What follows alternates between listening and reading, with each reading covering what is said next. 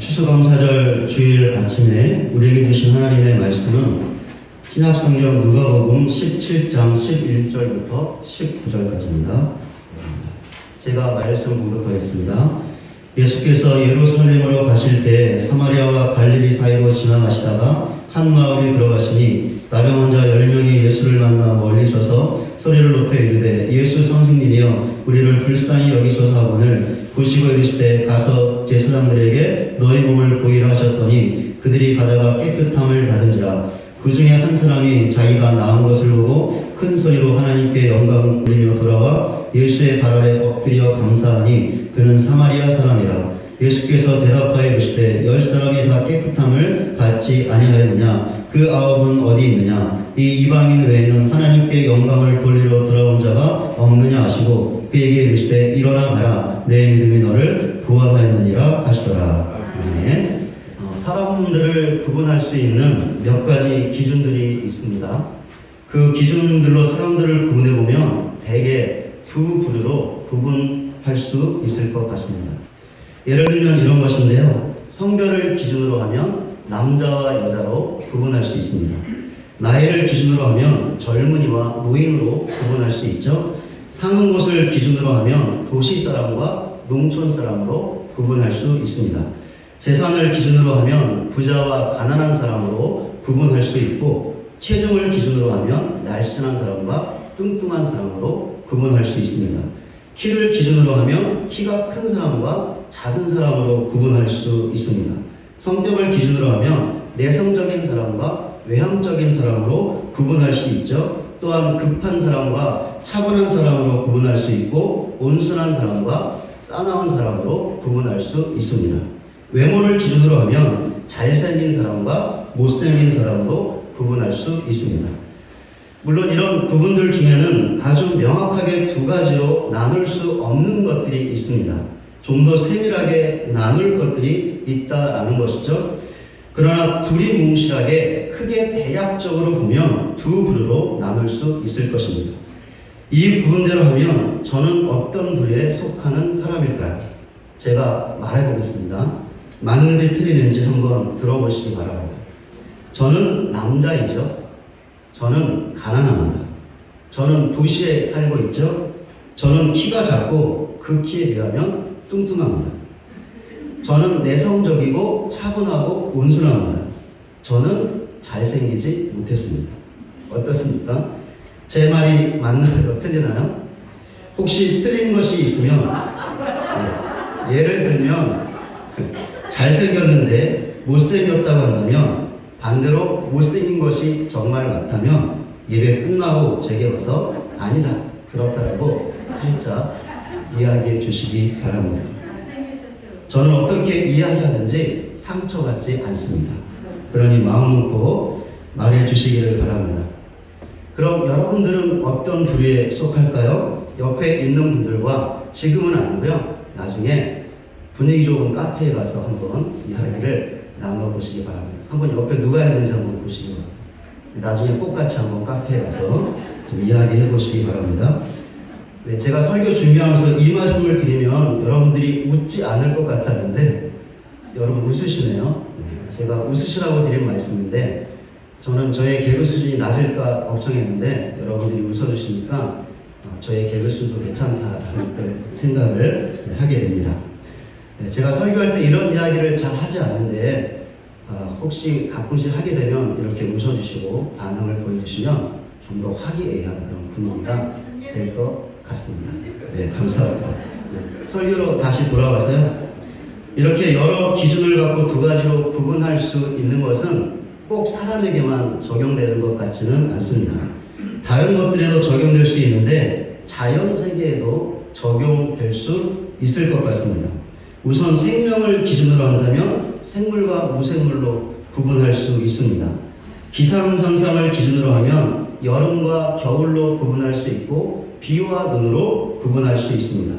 극점을 기준으로 하면 북극과 남극으로 나눌 수 있고 지구의 운동을 기준으로 하면 자전과 공전으로 나눌 수 있습니다. 세포를 기준으로 하면 동물세포와 식물세포로 나눌 수 있고요. 동물의 식성을 기준으로 하면 초식동물과 육식동물로 나눌 수 있습니다. 물론 이런 구분들 또한 좀 더 세밀하게 할 수 있죠. 그러나 대략적으로 보면 자연세계도 두 가지로 분류할 수 있을 것입니다. 그런데 가만히 보면 이런 구분은 존재하는 모든 것에, 그것이 생물이든지 무생물이든지 그 모든 것에 할 수 있는 것 같습니다. 그럼 영적이라고 할 수 있는 신앙에도 이런 구분이 가능할까요? 가능합니다. 그럼 어떻게 구분할 수 있을까요? 좋은 신앙과 나쁜 신앙으로 구분할 수 있습니다. 그럼 각각은 어떤 신앙을 말하는 것일까요? 또한 그것의 기준은 무엇일까요? 오늘 본문을 통해서 이 물음에 대한 답을 얻어보려고 합니다. 예수님께서는 제자들과 함께 갈릴리에서 예루살렘으로 가는 여정 중에 있었습니다. 예수님께서 길을 가시다가 본문 12절에 나와 있는 것처럼 사마리아와 갈릴리 사이에 있던 한 마을로 들어가셨습니다. 그때였습니다. 그곳에 10명의 나병 환자들이 있었는데 멀찍이서 마을로 들어가시는 예수님을 보았습니다. 그러자 그들이 소리 높여 외쳤습니다. 본문 13절입니다. 소리를 높여 이르되 예수 선생님이여 우리를 불쌍히 여기소서 하거늘. 나병 환자들의 외침은 예수님을 향한 것이었는데 자기들의 병을 고쳐달라는 외침이었죠. 나병 환자들이 이렇게 외쳤던 이유가 무엇이었을까요? 이들에게 믿음이 있었기 때문이죠. 어떤 믿음이었을까요? 이들의 외침 가운데 있던 선생님이라는 말을 보면 알 수 있습니다. 누가복음에서 이 말이 예수님에 대하여 쓰일 때 의미하는 것이 있는데 예수님께서는 기적의 능력을 행하는 권위를 갖고 계신 분이라는 것입니다. 본문에서도 선생님이라는 말에는 이런 의미가 담겨 있습니다. 그렇다면 나병 환자들의 믿음이 어떤 것이었는지 알 수 있는데 이들은 예수님께서 기적의 능력을 행할 수 있는 분이라고 믿었던 것이죠. 예수님께서 나병 환자들의 외침을 듣고 그들에게 말씀하셨습니다. 본문 14절입니다. 보시고 이르시되 가서 제사장들에게 너희 몸을 보이라 하셨더니 그들이 가다가 깨끗함을 받은지라. 나병 환자들에게 지금 당장 중요하고 시급했던 것은 병에서 고침을 받는 것입니다. 그렇기에 예수님에게 불쌍히 여겨달라고 외쳤던 것이죠. 그런데 예수님께서는 그 자리에서 즉시 나병 환자들을 고쳐주지 않으셨습니다. 대신 가서 제사장들에게 너희 몸을 보이라고 말씀하셨습니다. 그러니 나병 환자들의 입장에서 보면 자기들의 뜻대로 마음대로 일이 진행되지 않았던 것이죠. 그렇게 이들은 실망하여 예수님의 말씀을 무시할 수 있었습니다. 예수님의 말씀을 거부하고 그대로 행하지 않을 수 있었던 것이죠. 그런데도 나병 환자들이 어떻게 했습니까? 예수님께서 지금 당장 고쳐주지 않았다고 해서 불평하지 않았죠. 그 대신 예수님의 말씀대로 행했습니다. 예수님을 향한 나병 환자들의 믿음이 얼마나 확고했는지를 잘 보여주는 대목이라고 할 수 있습니다. 이런 사실은 당시 나병 환자에 대한 율법의 규례를 보면 좀 더 알 수 있습니다. 나병 환자들은 병이 낫게 되면 제사장에게 반드시 가야 했습니다. 왜냐하면 제사장의 검증을 받아야 했기 때문입니다. 그러니까 제사장에게 자신의 몸을 보이고 과연 자신의 병이 정말로 나은 것인지 아니면 병이 더 남아있는 것인지 제사장의 검증을 받아야 했던 것이죠. 그래서 그 검증을 통해서 제사장이 병이 완전히 나았다라고 판정하고 선포할 때만 그 병이 완전히 치유되었던 것입니다. 이런 사실을 염두에 본다면 예수님께서 나병 환자들에게 제사장에게 가서 그들의 몸을 보이라고 하셨던 말씀은 그들이 병에서 치유될 것을 암시하고 있었음을 알 수 있습니다. 그러니까 예수님께서 직접적으로 나병 환자들에게 치유의 말씀을 선포하신 것이 아니라 어떻게 보면 간접적으로, 우회적으로 그들에게 치유를 선포하셨던 것이죠. 그렇다면 예수님의 말씀에는 이런 의미가 담겨 있었을 것입니다. 가서 너희 몸을 제사장에게 보여라. 왜냐하면 가는 도중에 너희의 몸이 나을 것이기 때문이다. 그러니 제사장에게 너희의 치유를 보이고 확증을 받아라. 본문에 보면 예수님의 말씀대로 된 것을 알 수 있습니다. 나병 환자들이 제사장에게 가는 도중에 깨끗하게 고침을 받았던 것이죠. 한 명도 제외되는 사람이 없었습니다. 사람은 모두 깨끗하게 그 병에서 고침을 받았습니다. 치유를 받은 10명의 나병 환자들 중에서 한 사람만이 본문 15절에 나와 있는 것처럼 자신의 병이 나은 것을 보고는 큰 소리로 하나님께 영광을 돌리며 예수님에게 돌아왔습니다. 그 사람이 했던 행동이 있었는데 본문 16절입니다. 예수의 발 아래 엎드려 감사하니 그는 사마리아 사람이라. 그 사람은 예수님 발 아래 엎드렸습니다. 그리고는 예수님에게 감사했습니다. 예수님께 다시 돌아온 그 사람은 예수님에게 자신의 병을 고쳐달라고 간청했죠. 또한 그의 간청대로 되었을 때 그것이 예수님을 통해 부어진 하나님의 은혜인 것을 알고 믿었습니다. 그렇게 예수님에게 다시 돌아와서 감사할 수 있었던 것이죠. 감사를 감추지 않고 밖으로 드러내며 표현했던 것입니다. 이 사람에게 예수님이 하셨던 최종적인 말씀이 있었죠. 본문 19절입니다. 그에게 이르시되 일어나 가라 내 믿음이 너를 구원하였느니라 하시더라. 예수님께서 이 사람에게 말씀하신 구원은 이 사람이 병에서 고침받은 것을 말하는 것이 아닙니다. 그 이상의 것을 말하고 있는 것이죠. 무엇이냐면 영혼의 구원을 말하는 것입니다. 그러니까 예수님께 돌아와 감사를 표현했던 그 사람은 육체의 병만을 고침받은 것이 아니라 영혼의 병까지 치유를 받았던 것이죠. 즉 예수를 믿음으로 영혼의 구원을 받은 것입니다. 예수를 믿음으로 구원을 받는 것은 예수님이 구원자가 되신다라는 믿음을 가져야 가능한 것이죠. 그렇다면 이 사람이 예수님을 구원자로 믿었다는 것을 알 수 있습니다. 예수님을 처음 만났을 때 이 사람은 예수님을 선생으로 믿었습니다. 그러니까 자신의 병을 고칠 수 있는 신적인 능력을 행할 수 있는 분으로 믿었던 것이죠. 그러나 그의 병이 고침 받았을 때 이 사람은 예수님을 구주로 믿게 되었습니다. 그렇게 다시 돌아와 예수님 앞에 엎드리며 그 은혜에 감사했던 것이고 그 믿음으로 영혼의 구원까지 받을 수 있었던 것이죠. 지금까지 본문의 내용을 살펴보았습니다. 이제 설교 처음에 했던 질문에 대한 답을 말씀드리겠습니다. 어떤 질문이었죠? 두 가지였습니다. 하나는 신앙을 좋은 신앙과 나쁜 신앙으로 구분할 수 있는데 그럼 각각의 신앙은 어떤 것인가 라는 것이고 또 다른 하나는 그럼 그렇게 구분할 수 있는 기준은 무엇인가 라는 것입니다. 이 물음의 답을 본문에 나오는 10명의 나병 환자들을 통해서 얻을 수 있는데 예수님에게 돌아온 한 사람을 통해서는 좋은 신앙을, 돌아오지 않은 9사람을 통해서는 나쁜 신앙을 볼 수 있는 것입니다. 이것을 살펴보면 좋은 신앙과 나쁜 신앙을 구분할 수 있는 기준이 무엇인지 자연스럽게 알 수 있습니다. 우선 이들의 신앙을 좋다 나쁘다 라고 말할 수 있는 근거가 있는데요. 본문 17절과 18절입니다. 예수께서 대답하여 이르시되 10사람이 다 깨끗함을 받지 아니하였느냐 그 9은 어디 있느냐 이 이방인 외에는 하나님께 영광을 돌리러 돌아온 자가 없느냐. 예수님의 이 말씀에는 칭찬과 책망의 뉘앙스가 담겨 있습니다. 그럼 누구를 칭찬하셨고 누구를 책망하셨던 것일까요? 병에서 고침을 받고 돌아온 한 사람을 칭찬하셨고 돌아오지 않은 9사람을 책망하셨던 것입니다. 예수님의 이런 칭찬과 책망 때문에 예수님께 돌아온 한 사람을 통해서 좋은 신앙을 볼 수 있고 돌아오지 않은 9사람을 통해서 나쁜 신앙을 볼 수 있다라고 말씀을 드리는 것입니다. 그럼 9명이 가지고 있던 나쁜 신앙은 어떤 신앙이었을까요? 반면에 한 사람이 갖고 있던 좋은 신앙은 어떤 신앙이었을까요? 그 구분의 기준은 무엇이었을까요? 앞에서 살펴보았던 것처럼 10명의 나병 환자들은 예수님에 대한 믿음이 있었는데 예수님께서 신적인 권능을 행할 수 있다라는 믿음이었습니다.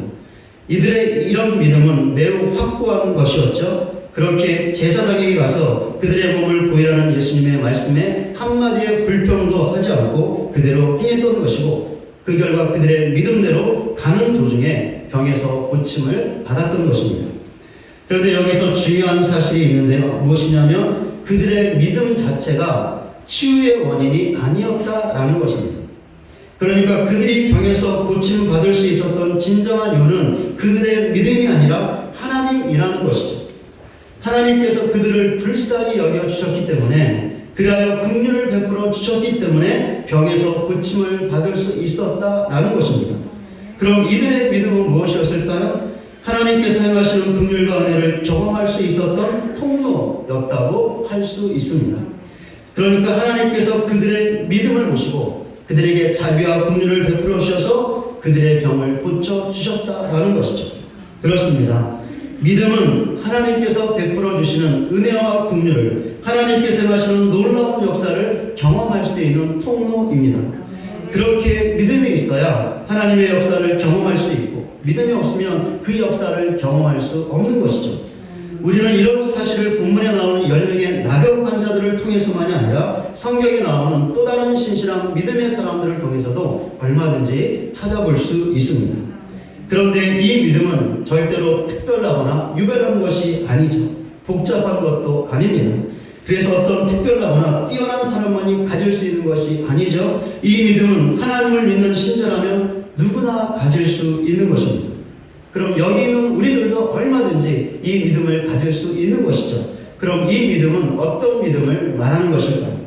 하나님의 살아계심과 전능하심을 믿고 오직 하나님만을 신뢰하고 의지하는 것입니다. 어떻습니까? 이 믿음이 수학처럼 풀기 어려운 것입니까? 철학처럼 이해하기 어려운 것입니까? 아니죠. 이 믿음은 성경에 계시되어 있기 때문에 그 계시되어 있는 이 말씀을 우리가 받아들이고 그 하나님을 믿는 것이기 때문에 너무나 단순한 것이죠. 어려운 것이 하나도 없습니다. 그런데 이 믿음이 단순할지는 몰라도 이 믿음의 결과는 엄청나게 크고 놀라운 것입니다. 때로는 우리의 예측을 뒤집어 엎을 수도 있습니다. 왜 그렇습니까? 이 믿음을 보시고 베풀어 주시는 하나님의 은혜와 긍휼이, 하나님의 역사가 너무나 크고 놀랍고 위대하기 때문입니다. 이런 사실을 알고 하나님의 살아계심과 전능하심을 확고하게 믿고 오직 하나님만을 신뢰하고 의지하는 우리 모두가 되시기를 바랍니다. 우리가 이렇게 하면 하나님께서 우리의 믿음을 보시고 우리에게 큰 은혜와 긍휼을 베풀어 주실 것입니다. 큰 역사를 행하여 주실 것입니다. 그 결과 우리의 슬픔이 기쁨으로 변하게 될 것입니다. 우리의 아픔이 치유될 것입니다. 우리의 두려움이 담대함으로 변하게 될 것이며 우리의 좌절과 낭만이 소망으로 변하게 될 것입니다. 우리의 모든 문제가 해결될 것이며 우리 앞에 막혀있던 모든 벽들이 무너져 내릴 것입니다. 우리 앞에 드려졌던 먹구름이 사라지고 찬란한 빛을 보게 될 것입니다. 이런 사실을 확고하게 믿는 우리 모두가 되시기를 바랍니다. 그리하여 우리의 믿음을 보시고 베풀어 주시는 하나님의 은혜와 긍휼과 놀라운 역사를 삶의 현장에서 경험하는 저와 여러분 모두가 되시기를 주님의 이름으로 간절히 축원을 드립니다. 그런데 신앙은 이것으로 끝나는 것이 아니죠. 그러니까 믿음을 보시고 베푸시는 하나님의 은혜와 역사를 경험하는 것만으로 끝나는 것이 아니라는 것입니다. 신앙은 여기에서 더 나가야 하는 것이죠. 그럼 어디까지 나가야 하는 것일까요? 신앙의 끝은 어디일까요? 이 물음의 답은 예수님에게 돌아온 한 사람을 통해서 얻을 수 있습니다.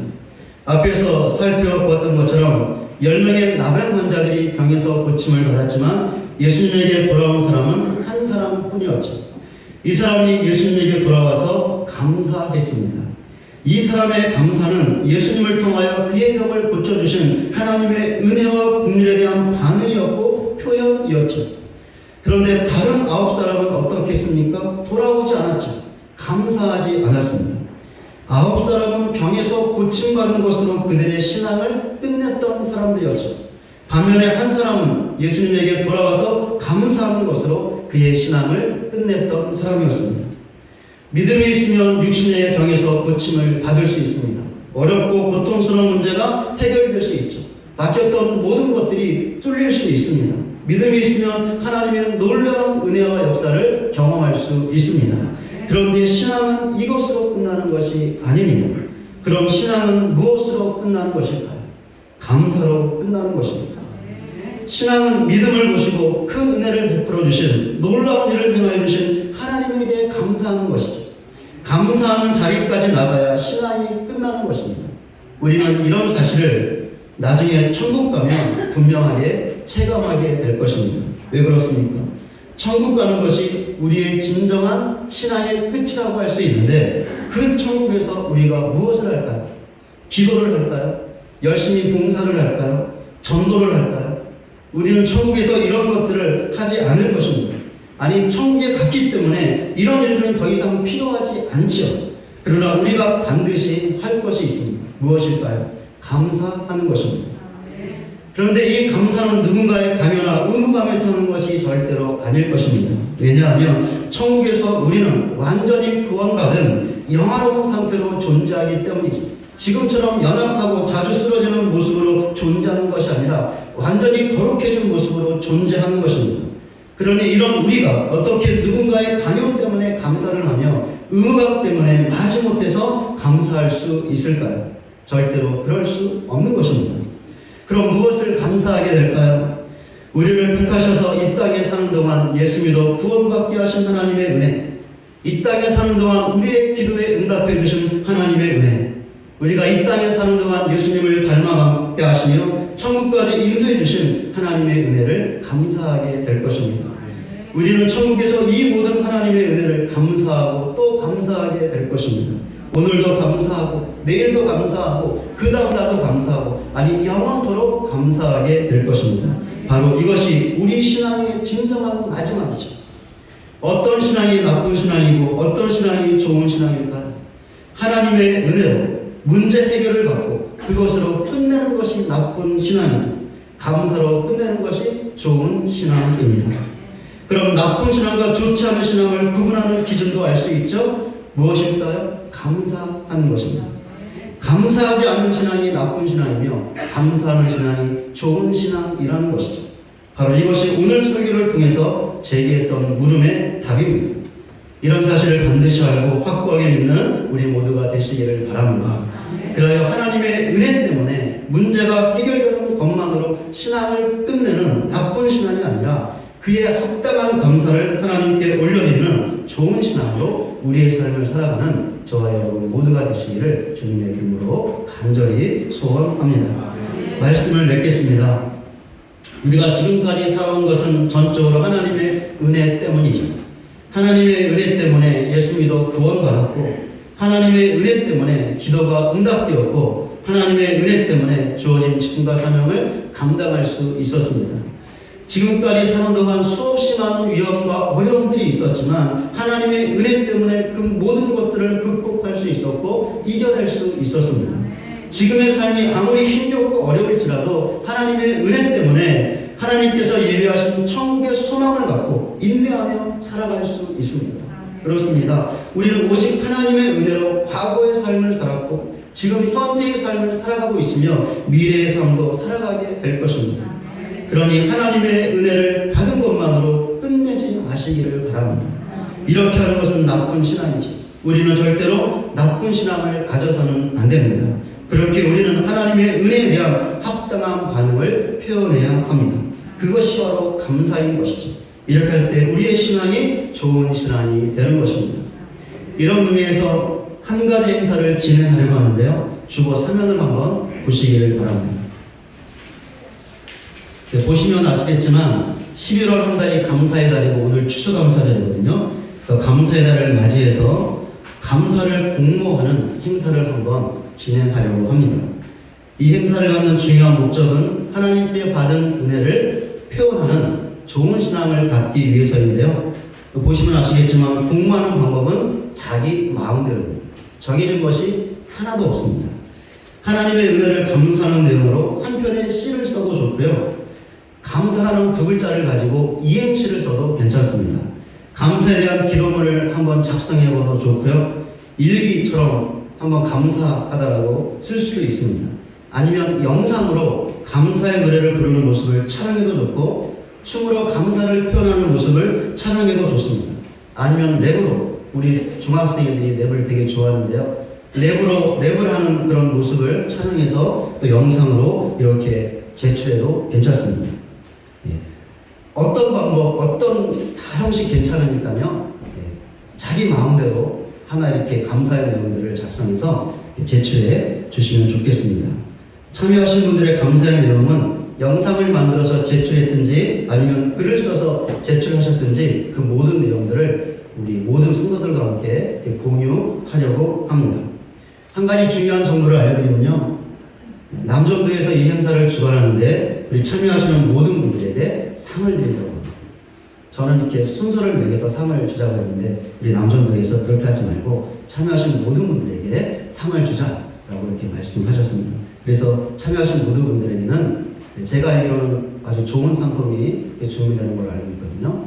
좀 기억해 주시고 어떤 방법, 어떤 수단이라도 다 괜찮습니다. 적극적으로 참여해 주시기를 바랍니다. 믿음이 있으면 하나님의 은혜 때문에 문제 해결을 받을 수 있습니다. 그러나 이것만으로 끝내게 되면 그것은 나쁜 신앙이죠. 그러나 하나님께 받은 은혜를 감사로 끝낸다면 그것은 좋은 신앙입니다. 이런 사실을 반드시 알고 감사하는 좋은 신앙으로 이 땅의 삶을 살다가 나중에 천국에서 진정한 감사를 드리는 우리의 신앙의 진정한 마지막 그 끝을 맞이할 수 있는 저와 여러분 모두가 되시기를 주님의 이름으로 간절히 축원을 드립니다.